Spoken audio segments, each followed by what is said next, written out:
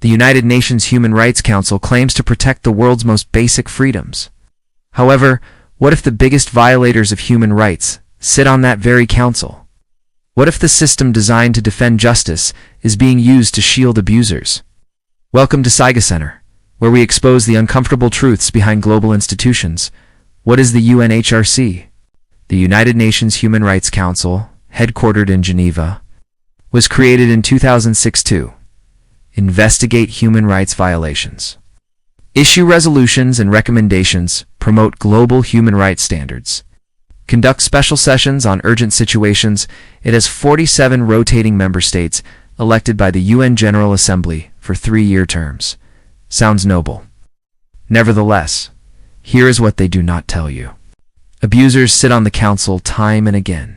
UNHRC has included some of the world's worst human rights violators as members.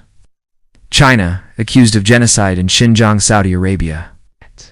Known for public executions and no free press. Cuba, Venezuela, Russia, and Pakistan, all with serious human rights concerns.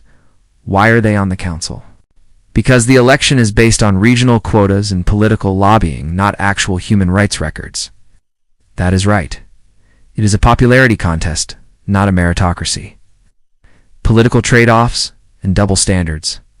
The UNHRC's actions often reflect geopolitical alliances rather than moral clarity. Human rights violations in Israel are obsessively debated, while countries like North Korea or Iran face limited scrutiny. Resolutions are watered down due to behind-the-scenes negotiations. Some nations use their seats to protect allies or silence critics. This is not a court, it is a chessboard. Follow the money. Big donors influence priorities, often without accountability.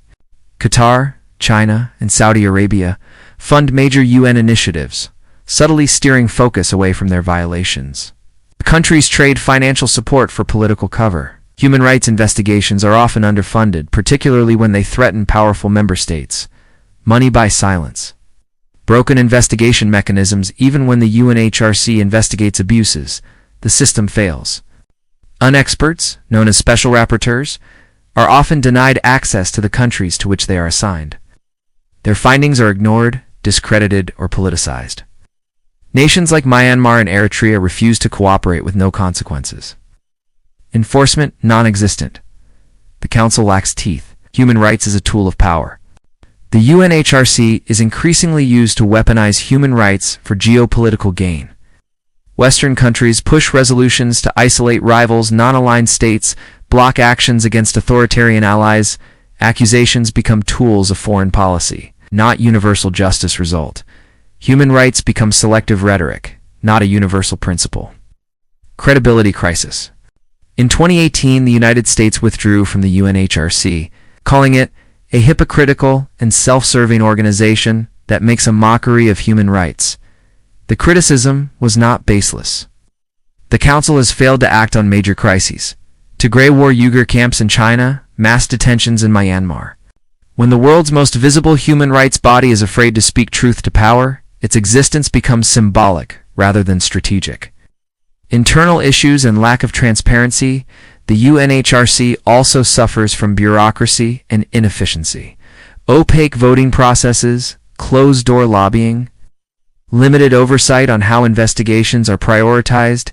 NGOs with conflicting agendas dominate side events and dilute focus. The Council is internally compromised and externally manipulated. Conclusion: the UN Human Rights Council was built to defend the defenseless. However, it often protects the powerful and fails those who need it most. If you are studying international relations, strategy, or global power politics, look beyond the slogans. Recognize that in geopolitics, morality is rarely pure, and justice is often a matter of negotiation. This is the SIGA Centre. Like, share, subscribe, decode the real world, not the scripted version.